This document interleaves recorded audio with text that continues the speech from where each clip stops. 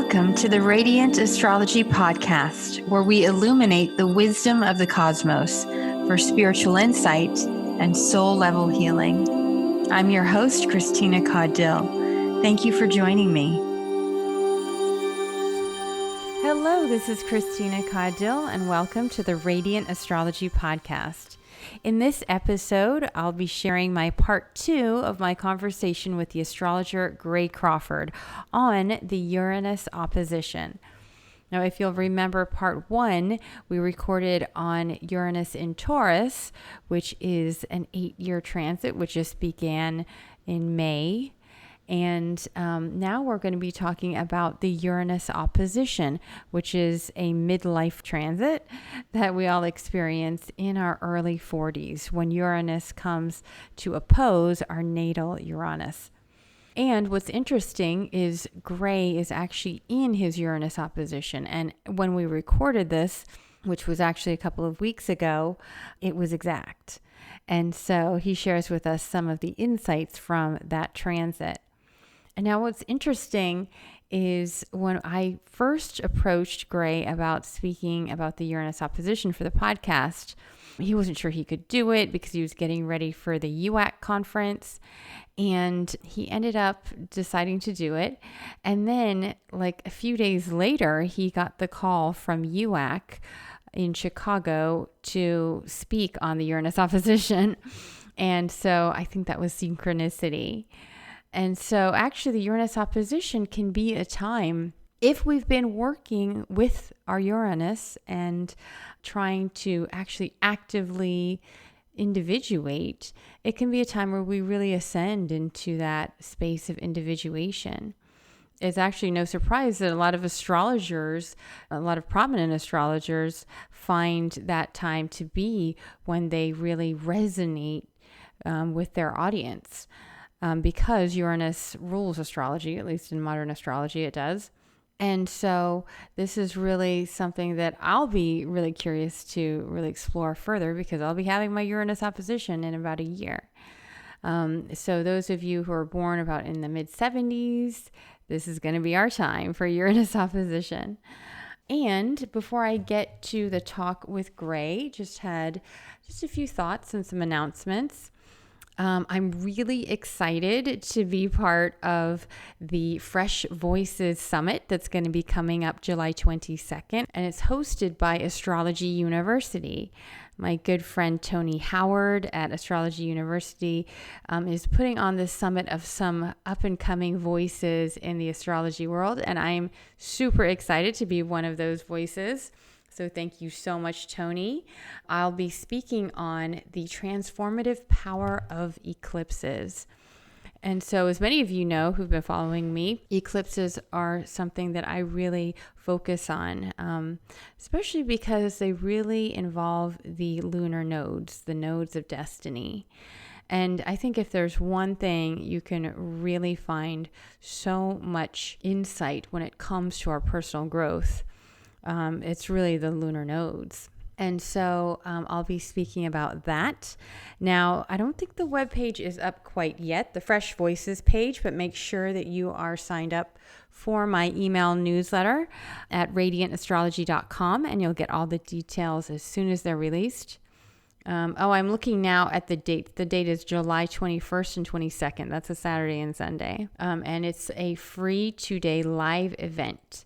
And it says, live your best life by lightening up your cosmic connection. So you definitely want to join us for that.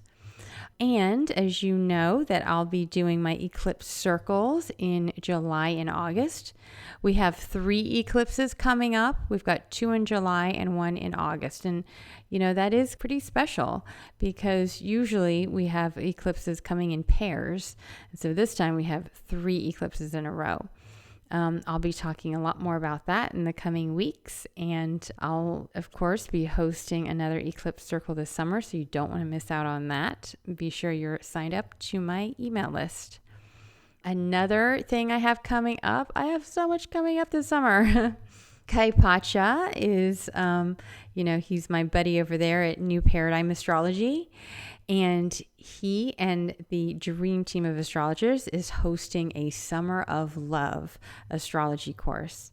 It's a program on navigating the Mars retrograde and the Venus retrograde and the Uranus and Taurus and all of these astrological urges that show us through the archetypes what is possible for us when it comes to love and intimacy and relationship and self-love. And so we're crafting this course now, and it will be available very soon. So again, be sure you're on my list. That's 3 things I have coming up. And unfortunately, I don't have dates and prices and things like that up yet. But, well, we know the Fresh Voices thing is free, but the other ones are paid programs. Be sure you're on the list and be sure you're checking the emails because especially when I launch a program, I like to do an early bird saving. So just see what it is that you feel you resonate most with. And hopefully you'll join me on something fun this summer. So let's see. I wanted to also share some of my thoughts on the UAC conference in Chicago that I just attended. It was the end of May. I was there for a week. Some people were there longer for the pre-conference. So a lot of people were there for like 10 days. But you know what? It's a special event because UAC only happens once every about 4 or 5 years. So UAC is the United Astrologers Conference, and it's an international conference. This year, they had about 1,500 attendees from all over the world, and lots of speakers from every branch of astrology, some of the finest astrologers in the world, and a lot of new faces too. And I just found it to be not only really educational and enlightening, of course you expect it to be, but there was something just so special about being part of this astrology tribe, right? I mean, especially I think with Uranus in Taurus. Taurus is about the tactile. It's about, the material. It's about the real. It's an earth sign. And so it's kind of getting real with our astrology. And that to me means meeting people IRL in real life. So all the astrologers that I've connected with online, on Facebook, and some of them who I felt like I already knew, actually getting to know them in real life, even if it was just grabbing a drink together, grabbing dinner, or just maybe saying hi, because there were so many people to see and to meet. It was just really nice because you really feel this connection, and actually this connection that we all share. Because, of course, astrology, even though it is having a renaissance of sorts, we still are kind of a fringe group, right? Most people probably still don't really understand the value of astrology and the real power that it can hold when we use it for our self-development. I think that was the thing that I came away with most at UAC was I attended several talks in the psychological branch because that's really my focus, psychology and evolutionary astrology. And I noticed a theme. Several astrologers said really something similar, that the soul speaks the language of myth and mythology. And we mostly can see that through the archetypes and through the stories of the mythological figures. And when we look at what these planets can signify and what they're sort of doing in our natal chart or what they're doing by transit, it can be like a god that has its own needs and desires and must have them. And if they aren't expressed, then that's what can cause problems. But how do you access these archetypes, and how do you give the gods what it needs and live in society and be a responsible, productive member of society? I mean, that is a challenge. Say you have this Lilith that really just wants to tell everyone to F you and burn things to the ground and just extricate herself from the Garden of Eden and be free. How do you fully live that and also live your own personal truth. Bring love and beauty and joy into the world. I mean, this is what it takes. It takes our creativity. It takes being a guide to people that are actually really in challenging times as an astrologer, right? And you also have to look at yourself when you're an astrologer. What is your role? Do you think your role is like a scientist, or do you think your role is like a consultant or a detective, or are you a healer, or are you someone to inspire people? It's like bringing all of these assumptions into our consciousness and making choices from that space. My favorite talk, well, it's hard to pick a favorite. There were so many amazing talks, but one that really stood out to me was the one by Dr. Saffron Rossi on James Hillman, and using imagination as really soul work, as healing work. And she gave a really powerful talk. I highly recommend it. I also was able to chat with her briefly, and if keeping our fingers crossed, she's likely to be a guest coming up on the podcast, because I really would like to learn more about how she's working with the idea of mythology and archetypes in the actual consultation sessions with her astrological clients. Because a lot of clients may come to us, as she says, when they're falling apart. And when someone is falling apart, how do you then have that conversation around mythology and imagination to really help them heal?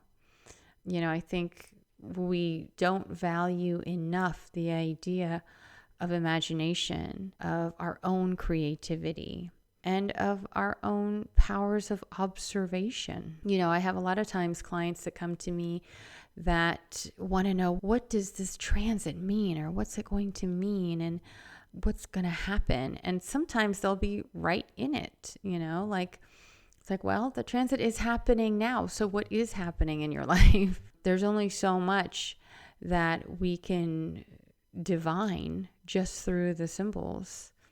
Each person has to be actively participating in their own awakening and in their own healing.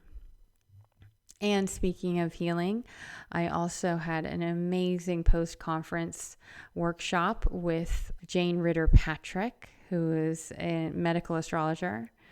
It was so incredibly profound and beautiful, which also said very much the similar thing. I mean, she uses word association and mythology, and that can really help to shift actual matter and create miracles in a lot of her work. And I actually had my own miracle situation too. I was having a really bad outbreak of eczema all over my neck, and it was getting worse and worse all week. And then and then after that workshop, I swear to God, I just healed like a miracle. It was kind of crazy.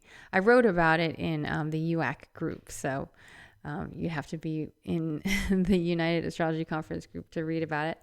The idea of being gentle with yourself and knowing that your symptom is actually there to help you, and asking your symptom what it wants and befriending your symptom.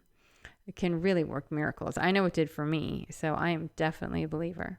Let's see. I also wanted to mention that, for the UAC conference, I want to give a couple shout outs. One to my dear friend, we've become dear friends, Demetrius Bagley. He was the host extraordinaire, and he really pulled off an amazing event that was so much fun.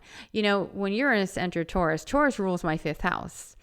So ever since that happened, I have just been wanting to have nothing but fun.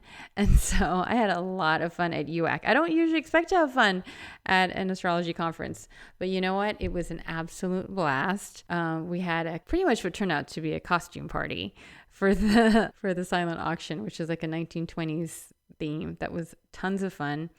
And then some of us went way over the top and dressed up for the banquet. Most people don't usually dress up for the awards banquet, but you know what? What the heck? I went over the top, and it was worth it.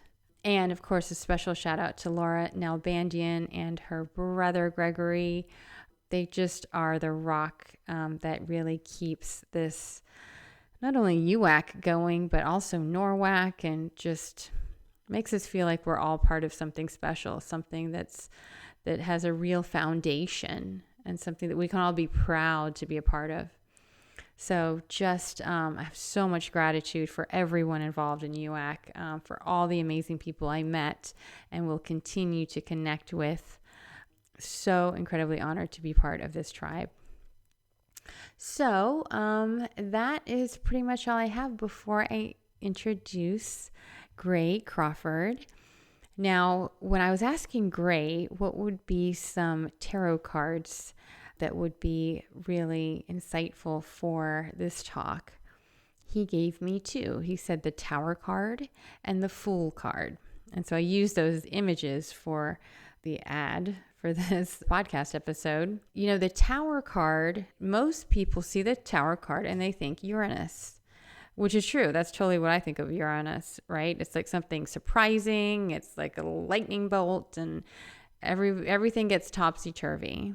But Gray says actually traditionally that is the card for Mars, which is interesting. I mean, Mars is action and drive, urges, volatility, all kinds of things like that. It just gets us out of bed, essentially.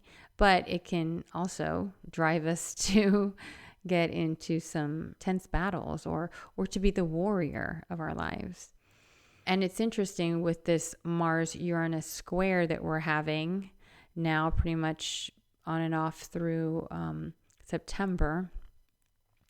You know, the Tower card is something that in many ways we'll all face in some way, depending on how this Mars-Uranus is affecting our chart. But he said that actually the Fool card is really what one would look at for Uranus, which is very interesting because we think of the Fool as being just innocent and maybe silly or stupid or something.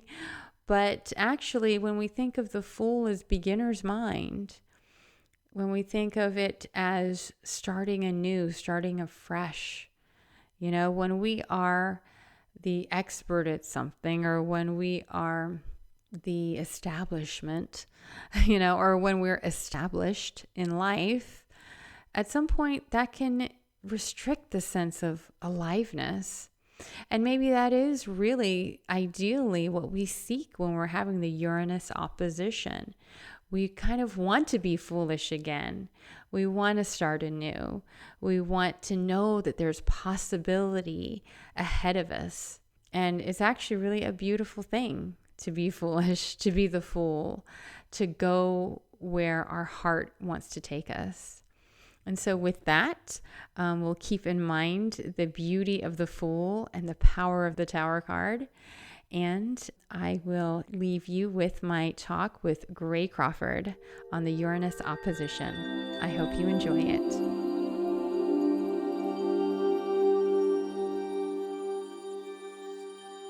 Hello, this is Christina Caudill with the Radiant Astrology Podcast. And today's episode centers on the Uranus opposition, which is a midlife transit that everyone experiences around their early 40s. And I'm about to be experiencing it soon too. So I definitely wanted to look a little bit more into that with my special guest today, the astrologer Gray Crawford from graycrawford.net. Thanks for joining me, Gray. Yeah, my pleasure. So I'll just read a little bit about your bio before we begin. Gray Crawford draws from a diverse astrological influences, including Dana Rudyard, evolutionary astrology, Hellenistic astrology, and the Hermetic arts. Gray synthesizes astrological approaches with an archetypal understanding, respectful of the tradition and open to changing currents. Gray uses astrology to help people gain a stronger sense of their ability to liberate themselves from past patterns of limitation. Ooh, that sounds perfect for Uranus transit. And to live the life they envision for themselves to a greater extent. Gray regularly writes and publishes astrology articles on his website, graycrawford.net, and also teaches courses and individual webinars and offers astrological consultations.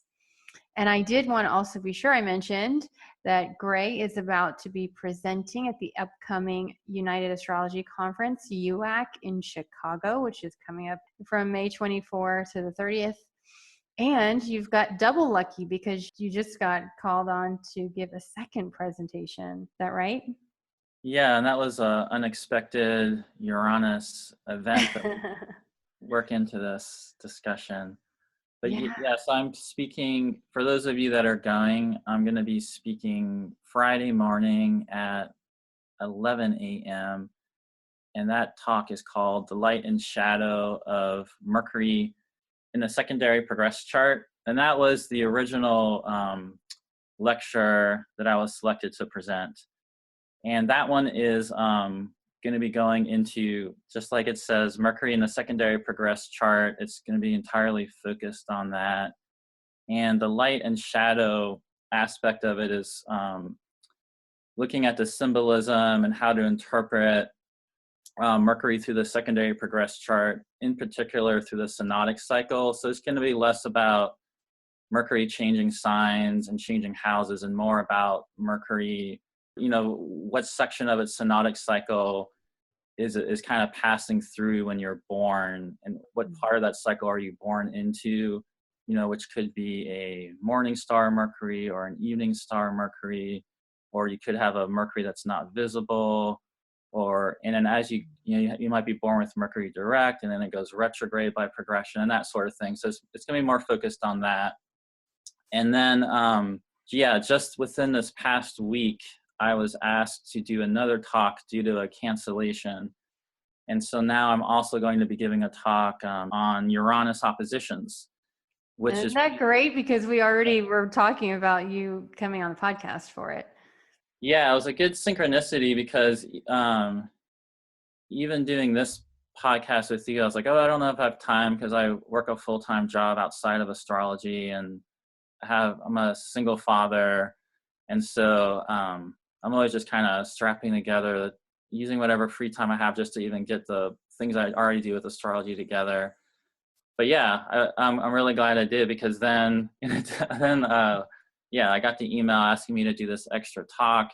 And the thing that's funny is I had originally submitted that Uranus opposition talk as like a second topic, just thinking, I'll be at my exact Uranus opposition at UAC. That'll be kind of fun to spend time preparing for that ahead of time and kind of really getting into it, and I'll kind of go into it. And then I didn't get picked, and I was like, that's fine. But then, last moment I get picked for it. And so it's a very Uranian thing, as we'll talk about, because it happened very suddenly. In this case, it's very literal, because I'm actually talking about Uranus oppositions, as I'm actually experiencing it. But it's sort of like my conception of, how much time I have and what's going to be the normal pattern for me, my day-to-day life, just kind of got blown open, because now I have to put together this whole other talk together at the same time, which for me is a big step. Hopefully today when we're talking, you can come up with some clarity and some ideas.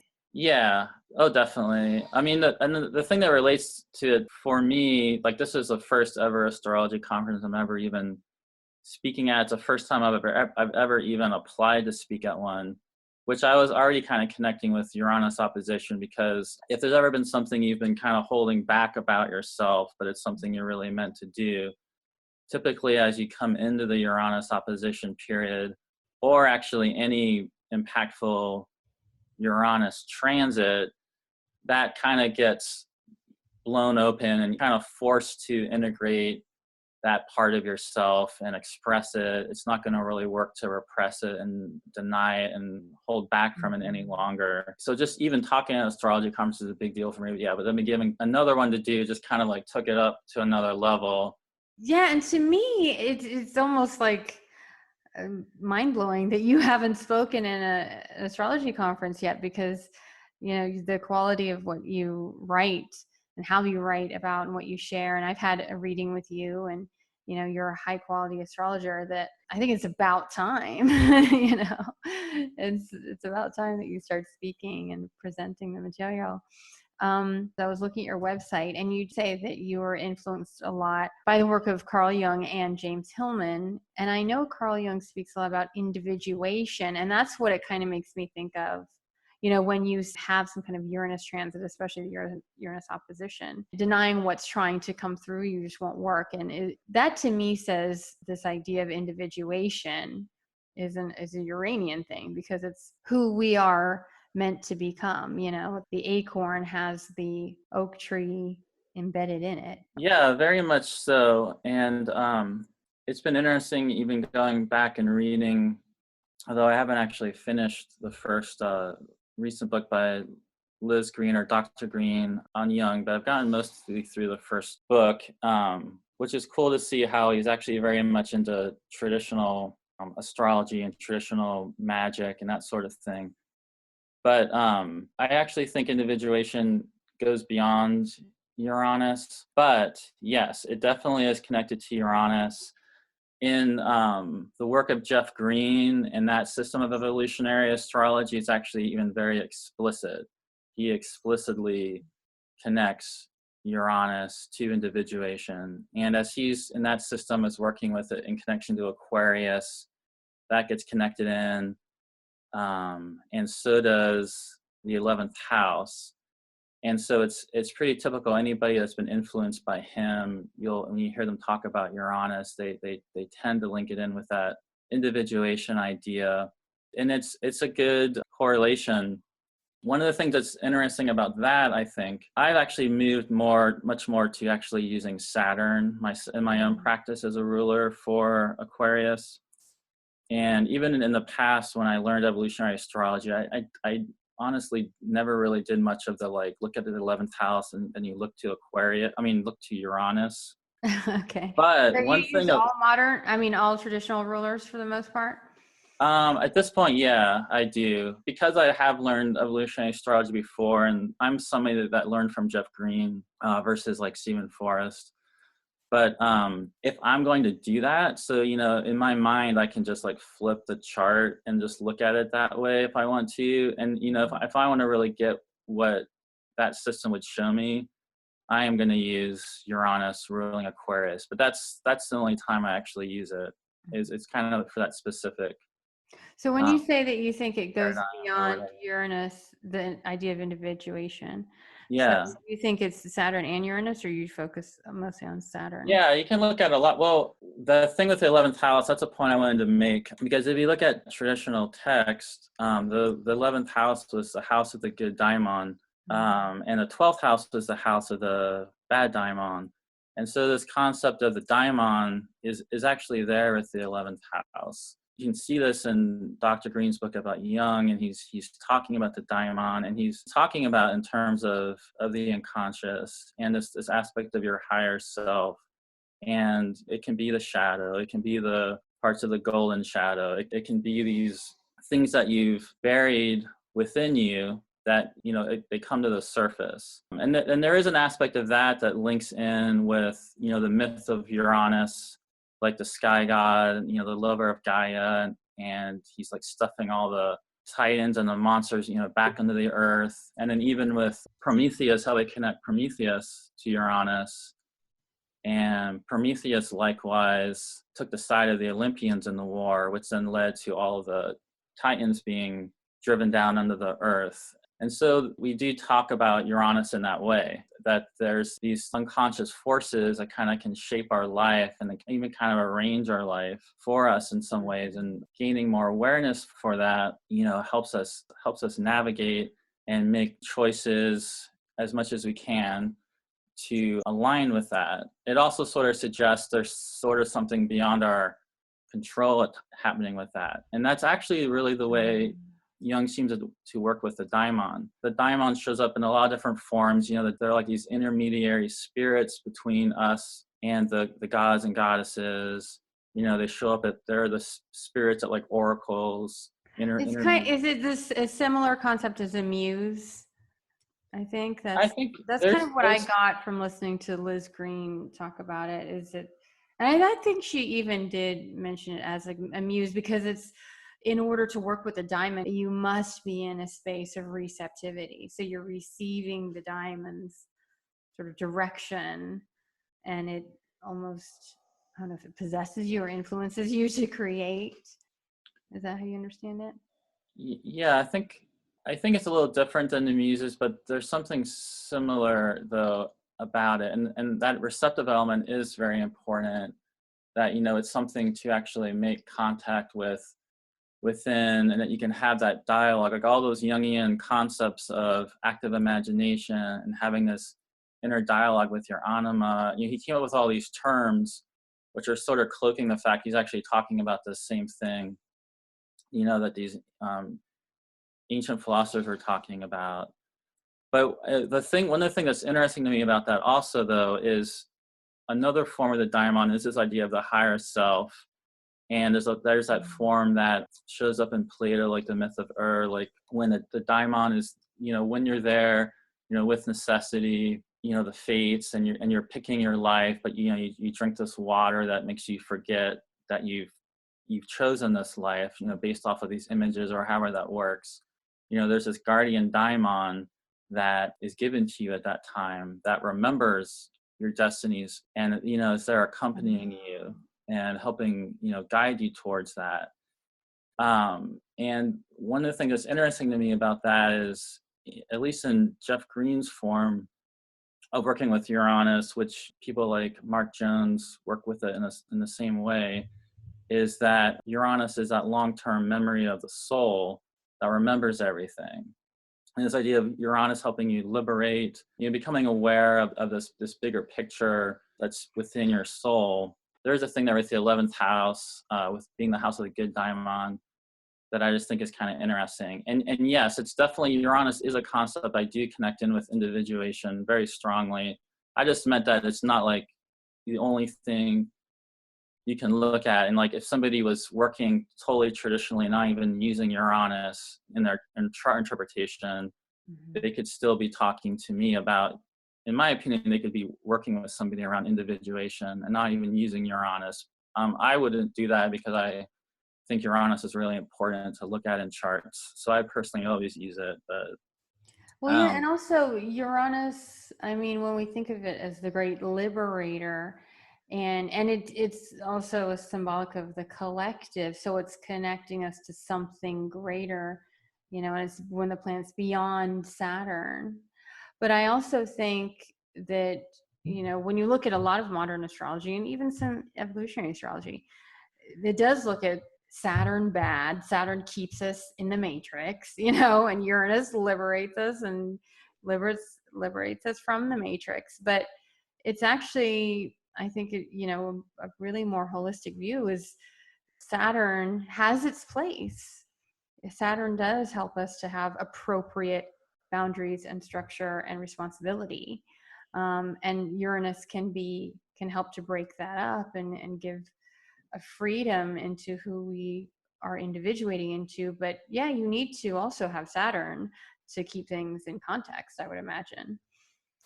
yeah, exactly. And that's one of the benefits of really taking the time to learn more traditional astrology and learn more about the living history of it, because yeah, that is a limited view of Saturn, that's missing sort of the entire aspect of Saturn, which is, you know, interestingly, of course, it's the Aquarius.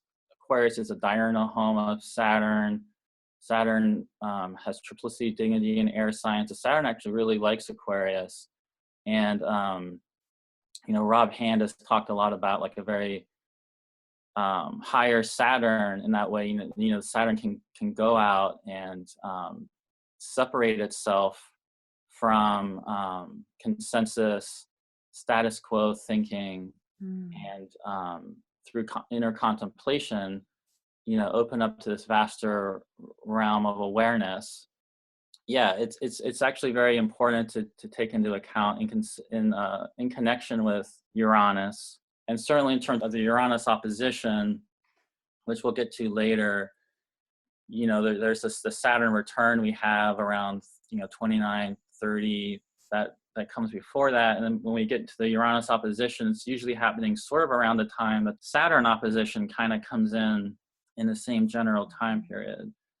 And right now by transit, we have Uranus and Taurus, forming a trine to Saturn in its home sign of Capricorn. Yeah. Mm-hmm. So it's a very important thing to be taking in consideration. I mean, one of the things about Uranus is, yes, it completely disrupted and shattered, the conception of the solar system. And it kind of blew up, we have that sacred seven, the 2 lights and the 5 planets, and all the symmetry of like the Thema Mundi. And you can keep working with that, even, with the existence of all these other planets, but it kind of blew up the idea that, Saturn is the farthest planet, Mm-hmm. and it came in, and it was officially discovered like in 1781, a time of the American Revolution having happened, the French Revolution happening, the Industrial Revolution coming in, and this whole like modern era that we find ourselves in now. So there is that disruptive shattering that Uranus kind of brings, but when we're being overly Saturnine in a shadow sense of being overly rigid, being overly guarded, denying aspects of ourselves out of fear of change or fear of the unknown, that's when Uranus can be really problematic. Mm-hmm. Even though they're different archetypes with very different archetypal meaning, there's a way that they can really work together. Everyone knows the Saturn return. I mean, like people, that are just learning astrology have probably heard of the Saturn return, like you said, around age 29, when you learn how to adult or to separate yourself somewhat from your family of origin. You know that you have some responsibilities that are yours alone and not, constantly being coddled by the family. And then also you define, that's what Saturn does, is define who you are in society. And that can come with structures of, discipline and responsibility and things like that. And then the Uranus opposition at around 42 is who am I really? Who am I really meant to be? How can I individuate? And sometimes that does mean redefining or reconceptualizing maybe, who you'd been trying to build this persona as in a Saturnian way. Both of them have something to do with society and the consensus as well, right? Because Saturn would be who you are meant to be seen as, and then Uranus kind of saying, like, screw society, I need to be me. I mean, in one sense. Yeah, I agree with that. There's also something important about Uranus in terms of working with Saturn, that you need to work with reality. You need to work with the material world. You need to integrate that within yourself and become that person and bring that presence and insight into the society, which then helps you often then with Uranus start connecting with people that are not part of your family background, or they're not necessarily from your culture. And with technology now, it's very, very easy to connect with people all across the planet, based upon these sort of like, because Uranus can sort of shatter that sort of family background or home culture, those sort of like cultural traditions. The thing that's important though is it's not like Uranus is just all about all traditions are bad. Uranus can actually very much be about connecting to traditional lineages, and I think that's an important thing to keep in mind with Saturn and Capricorn, because Saturn and Capricorn is also about traditions, and there's amazing traditions to learn from, and really, Uranus, we have the Uranus return in 84, so it really signifies we have things to learn from our elders, and we have things to learn from traditions, but they need to be traditions that are connected to, bringing us fully alive, bringing us alive and passionate and involved in the work that makes us feel alive, and contributing to a better world, for like the greater good. And those aspects of Saturn that can be problematic, or, we're talking about dogmatic traditions that are restricting you and making you feel like you can't be who you feel you are, and making you feel like you need to repress things and deny things about yourself. Mm-hmm. That's the problematic aspect of tradition and Saturn. But going back to Jung, who we brought up, in Liz Green's book, it's very clear, Carl Jung is learning from Iamblichus. He's learning from Plotinus. He's learning from these ancient thinkers. All his entire work and all this stuff, psychology, is very much rooted in Hermetic thought, Gnostic thought. These ancient traditions that he's bringing forward and showing, what can you learn from them, and he's doing it in a different way that's showing how you can bring it into the collective. Mm-hmm. If that makes sense. Yeah, I remember her saying that his actual bookcase showed that he had not only these, ancient Hermetic texts and ancient astrologers, but also some modern astrologers too. But in all of his notes and writings, he never made any reference to the modern astrologers, only to the ancient ones. And I think it's because to him, there was probably something a lot more grounded in the ancient masters, I guess. I think he wanted like their pure works for himself to work with and interpret, rather than someone else's interpretation. Yeah, no, that's accurate. Now, coming back to your Uranus opposition, because we're in it right now. So today, or just actually when we got on the phone, Uranus ingressed into Taurus, and it is right. You have Uranus at 1 degree Scorpio. Mm-hmm. So those of us in the generation, I'm one as well, as born 1975. Those of us who have Uranus in Scorpio will soon be having our Uranus oppositions, and it's gonna obviously have a different flavor than those that recently had theirs, which was Aries to Libra. And you were saying you have a Venus Juno conjunction right there. The Venus is at 28 Aries and Juno's at 1 Taurus. And so you've had Uranus kind of going over this area as it's been opposing your natal Uranus. So you want to talk a little bit about your experience so far with this Uranus? Because you basically, even though you're in it now with the Uranus opposition, I don't know what kind of orbs you use, but for me, I usually use at least a couple of degrees. So you've kind of been in it for a little while. Sure. I have Venus in Aries, which about 28 to 29 degrees of Aries, and I have Uranus in Scorpio, like in the 1 to 2 degree range. So they're only 3 degrees apart, but in tropical astrology, they are in different signs. So the end of Aries and beginning of Scorpio. So one of the things about this transition we're in right now to Uranus and Taurus, a lot of people are talking about Taurus being the home of Venus, and that there's this discrepancy, or the significations of Venus. People don't tend to think about them being resonant or aligned with the significations of Uranus, partially because Venus is about harmonizing and bringing things together, and Uranus has this other side that we're talking about, which is not necessarily going to maintain a harmony of a situation. It might disrupt it. So yeah, I've lived my whole life with this Venus-Uranus opposition. Mm-hmm. So I'm familiar with working with those two. And then, yeah, what's happened more recently is and this is, when you're looking at people's charts and how's it going to impact them, the Uranus opposition.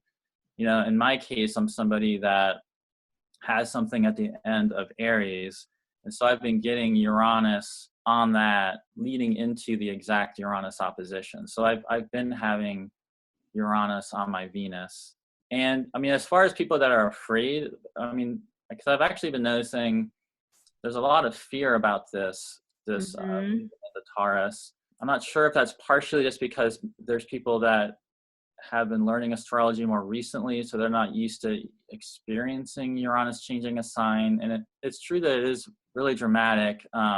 And Uranus's history in Taurus is definitely not always pleasant.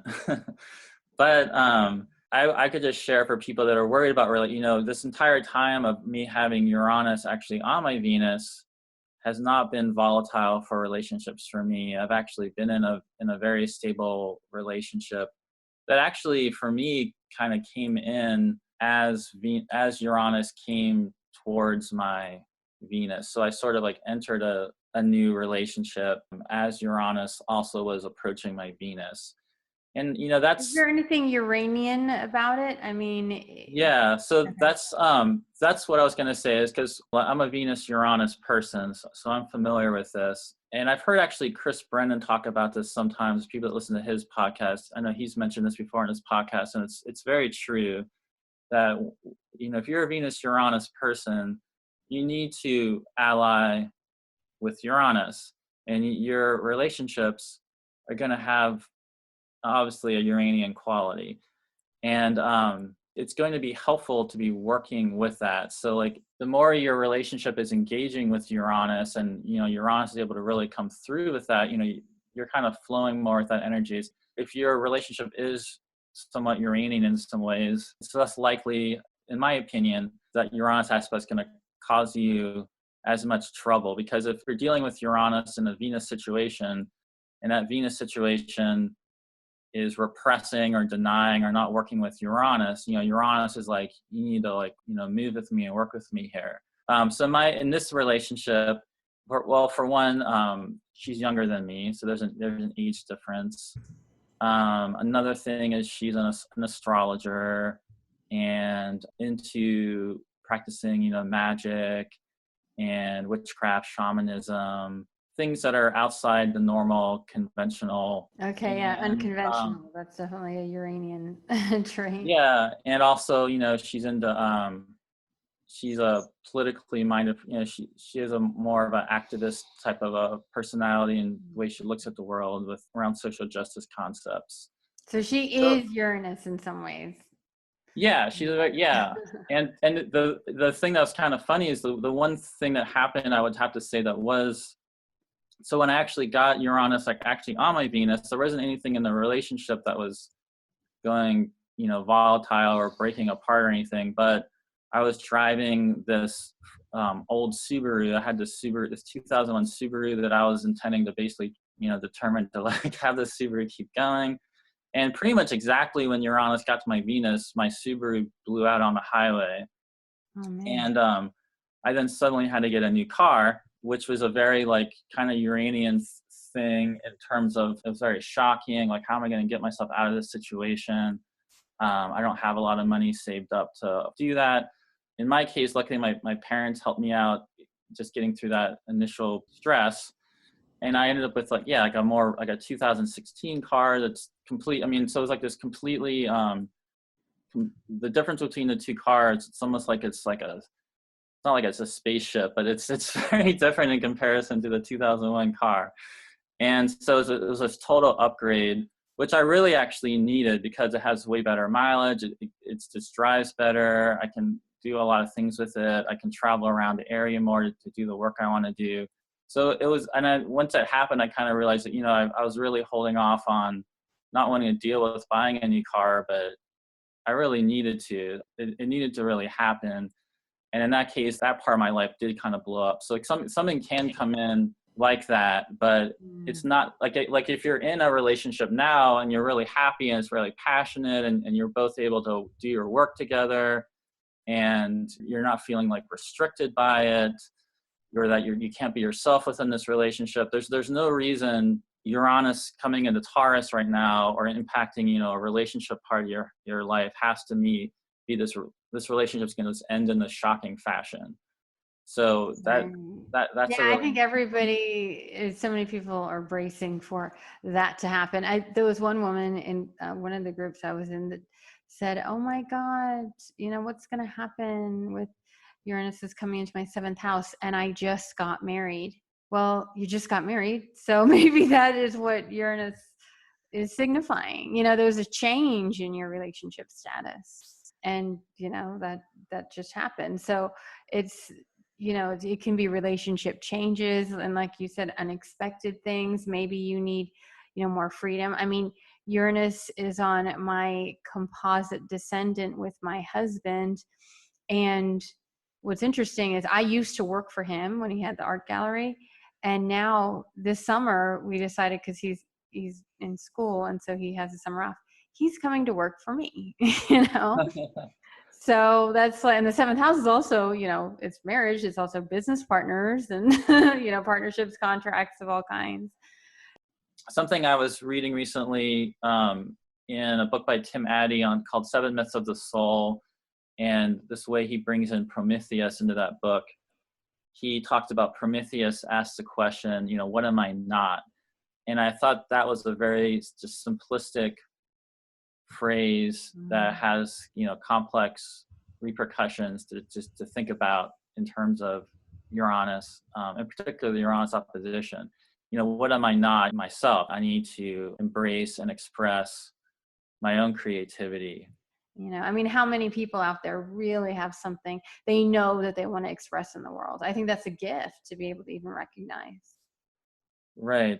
I think that's a really fundamental thing. So even if you're not someone, going through a Uranus opposition right now, whatever part of your chart Uranus is hitting, there tends to be that it can bring in this idea of opening you up to something that you are really called to express, and that you really want to bring into the world. And even if you can't see how that fits in, how you might be judged by family or friends, how is it even possible to do? Yeah, it really is. Instead of just cutting yourself off from it and burying it, you really want to try to figure out, how can I find some release? How can I work with this? How can I start bringing this energy in my life so it starts coming in and flowing more? Because if it gets all bottled up, that's where Uranus can really become even more disruptive. Mm-hmm. And when you look at all these movies, or I don't know, maybe it seemed like there were so many of them from like the 80s, like 9 to 5 or whatever, where usually a man is going through a midlife crisis, quote unquote, and then he's got to buy the Porsche, and then get the young hot girlfriend, and like just kind of be living, I don't know, just reclaiming his manhood or his youth or something. And, that being probably one way of the Uranus opposition in a society where our whole identity is about being flashy and, who's on our arm or how much money we're making. Usually that doesn't, if it's not really, I mean, I think that to me is people who are just grasping for something new and different and just change, because that's all we think of to grasp for. But I think, really, if we want to use this to a real benefit, it's when it comes to authenticity. It's like, who is the you that has been latent that really needs expression? And I think it's got to be more than just what you own.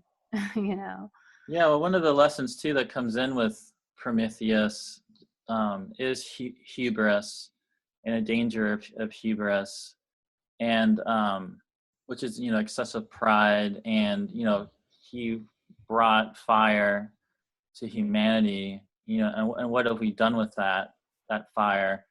We've done some good things with it, and we've also brought a lot of destruction. And somebody can be very Uranian, and they can be incredibly manipulative. They can be totally manipulating the world. They can be using this sort of foresight and these shock and awe strategies. I mean, we have that going on in a major way politically, in our country right now with this incredibly Uranian president we have that came in during this Uranian time.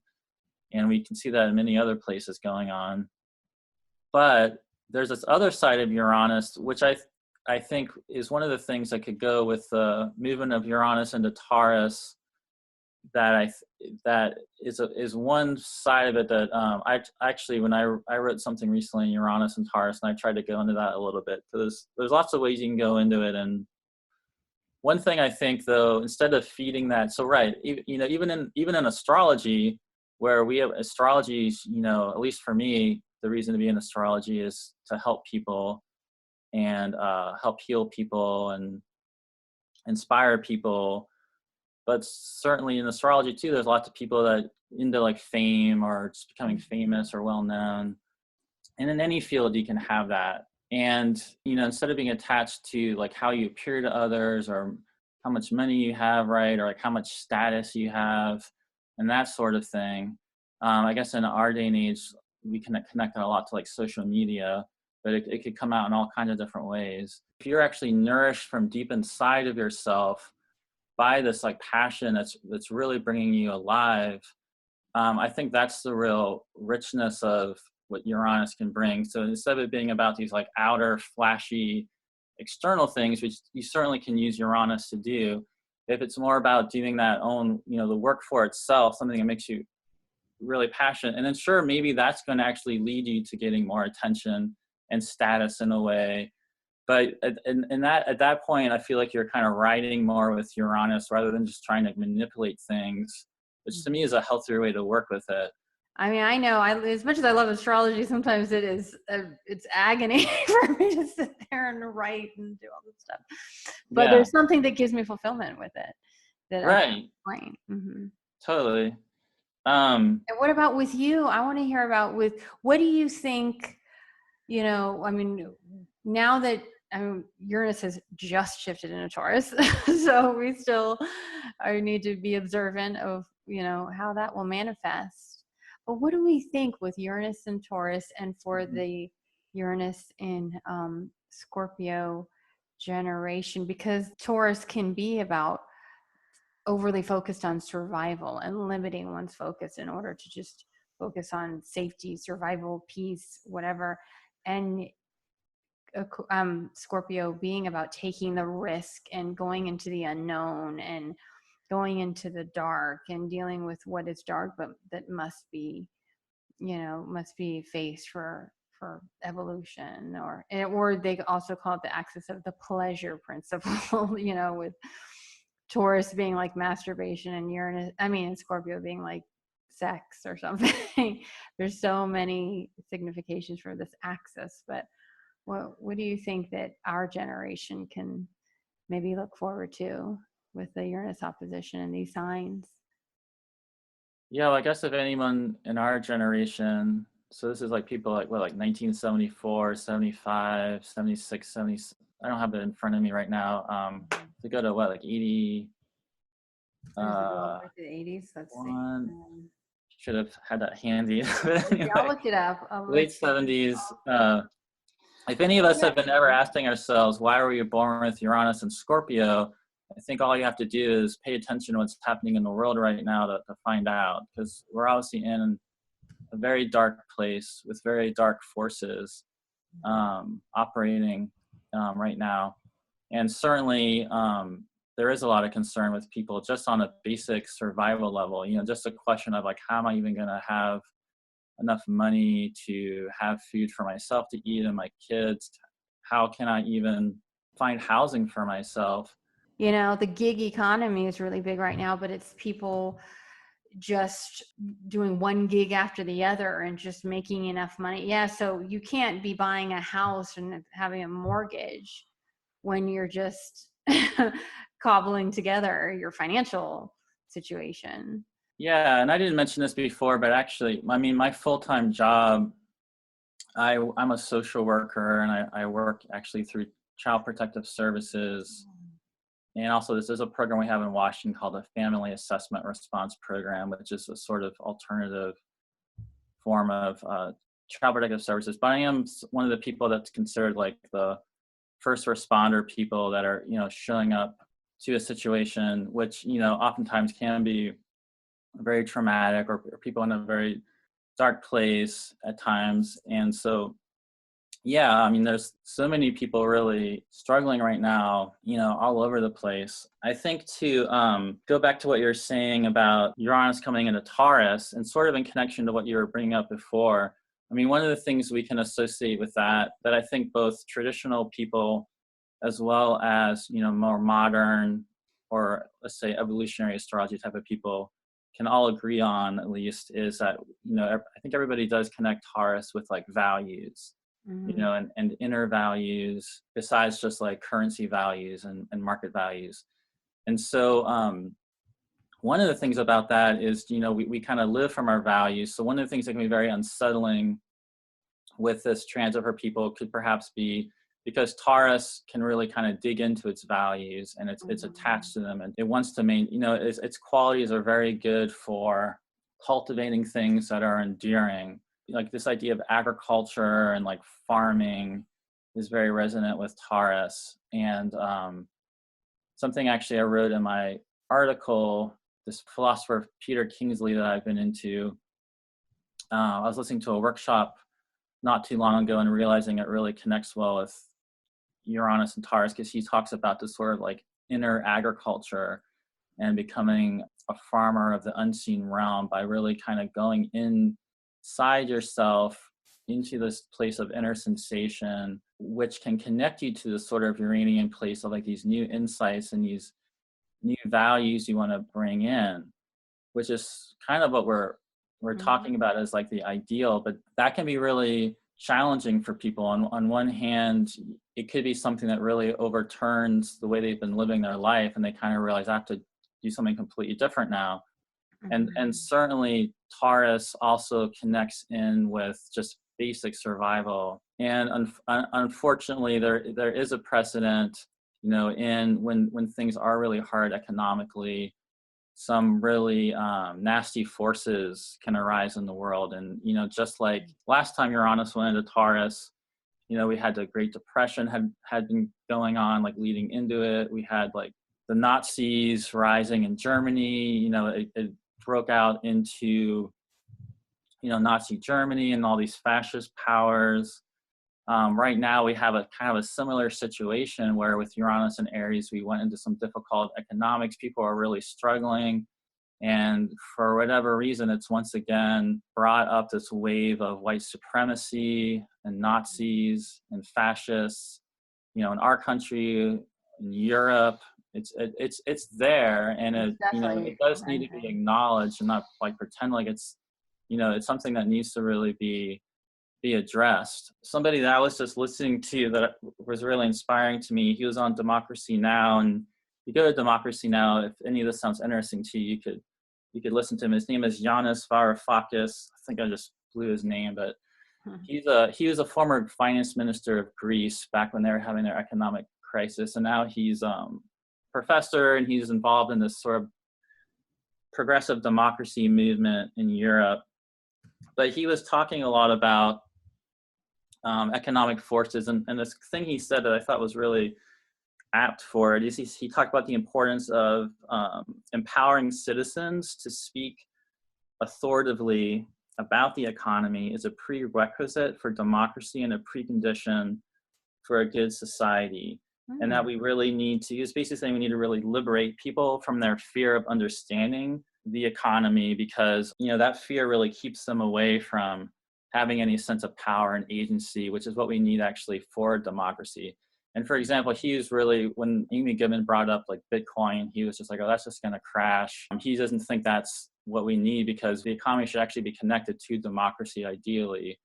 I'm sure there's going to be something changing with currency. Sort of the obsession people with Uranus and Taurus are having about Bitcoin kind of makes me wonder, because first of all, I kind of think it's Uranus and Aries. It seems very Uranus and Aries to me.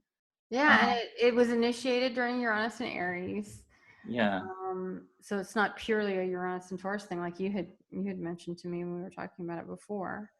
Yeah, and to me, it's like, what do we really need? How people out there struggling in poverty right now, they don't have housing, they don't have access to mental health, they're barely getting food together. What is Bitcoin going to do for them? And I mean, it almost reminds me of like these goblins and Harry Potter, like people just like hoarding these like crypto vaults of like, and I don't pretend like I understand it or how that, and maybe if that translates into people actually being able to do things with it to actually help people in the real world, and could be great. And I'm sure there's gonna be something coming in really changing currency, and maybe it's gonna be that. But I just think it's really important to think about how can we really bring people together with this shift. What kind of values do we want to have in our society, in our government? Because unfortunately, when this survival thing that you were mentioning with Uranus and Taurus, people are really afraid and for their survival, it's a lot harder for them to get active, and protest and demonstrate. And people are just like zoned out, and they're also like, it's easy for them to zone out just like playing video games or like there was somebody who had devices or said, whatever.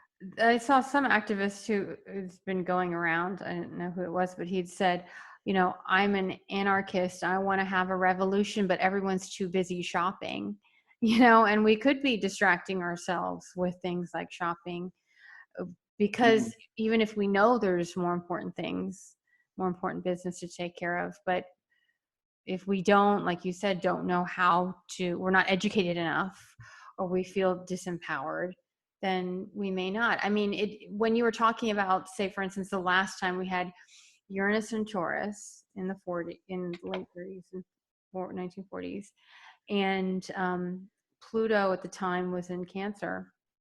And when the Nazis came to power, I mean, it was like 1930, really. I mean, it took them years to really rise to power, but people for years knew what they were kind of up to. And I mean, I've been reading about that time, and the people that saw the writing on the wall and said, okay, this maybe all of my ancestors grew up here in, Austria or Germany or France, whatever, but there is trouble brewing. I need to move to America or, Argentina. And they took up, and in a very Uranian way or whatever, moved home, even if they were resistant to it, which is kind of a Taurus thing. And a lot of those people are the ones that lived.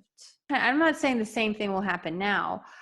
I'm not saying it won't, but when the writing is on the wall, when there is a need to change your values and you keep resisting just out of not wanting change, you can really be working against yourself. We want to, as you said, anytime we're experiencing any kind of Uranian transit, we need to go with it. The more we can stay on top of it, I think we're actually getting the lessons of Uranus. I mean, I just had Uranus. It still is within like a degree of my IC. And last summer, when it was exactly on my IC, I moved 3 times in one summer, and I hated it. I did not want to move, but I knew I didn't really have a choice, And so I think even more now, we need to look at what our resistance is around change and evolution. Yeah, but most likely there's going to be something around currency change. Well, I just saw an article yesterday that Patreon, which I don't have a Patreon yet. I think I'm going to start establishing one. I don't have one either. Patreon, there's an article in The Guardian that Patreon is just huge now. Like, some people are making like $1 million on it, like just by creating some content and people donating to it. Patreon to me, I like Patreon to me, and that concept of it, that's something that seems a lot more to me. I like that with Uranus and Taurus. Because people have a choice. Yeah. And they feel like they're part of something. It reminds me of what Stephen Forrest had said about, like, Aquarian, I don't know if he was talking about Aquarian or Uranian leadership is like leading from behind, leading a movement that everyone can feel like they're part of. Mm-hmm. And rather than it just being like top down, like you do what I say.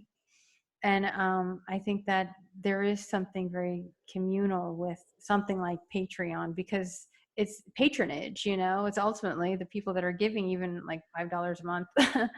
They feel like they're helping in the creative process. And some of them are, some creators take patronage guidance on what to create and what to produce. Right. Yeah, I know that's actually something that I've had in the back of my mind to do for a while also, and maybe I will later in the year. or something, but Later, the three tours, yeah. the ultimate procrastinator. We need to get Yeah. up off our butts and stop procrastinating. I think that's what. I haven't totally conceived of how I want to put all that together, I guess. But I that's something that I do really like, in terms of our deeper values, and bringing that into society, and try to find solutions to what's going on right now. Yeah. Well, we should probably begin to wrap it up. We had a very rich conversation on the Uranus opposition and Uranus and Taurus, and so much to think about and consider with all these changes afoot. And it really feels like a significant shift, obviously, with this shift of Uranus into Taurus. Is there anything you'd like to leave us with before we close? I guess just connecting this back to Uranus and Taurus, it's this fixed nocturnal sign that can create enduring things. You can really build something with it, and it takes us deep within to this real, the really fertile richness within us. And what do we really want to bring out of that? And this idea of Venus is going to be ruling Uranus. So not just in the art world, obviously there can be great works of art, there can be great stories told and songs sung, but also this idea of what are these important essential values we really want to bring forth, and shatter these old structures of oppressing people, basically.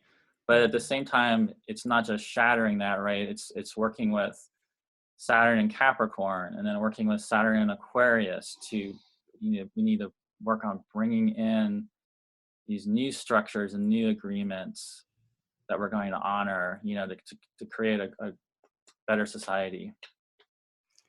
Oh, that's beautiful. Well, thank you so much, Gray. It's such a pleasure to talk to you today. And I just wanted to mention again your website, graycrawford.net, and I'll have a link in the show notes. And good luck at UAC. And I'm looking forward to seeing you in Chicago. Well, thank you. A lot of fun to talk to you. All right.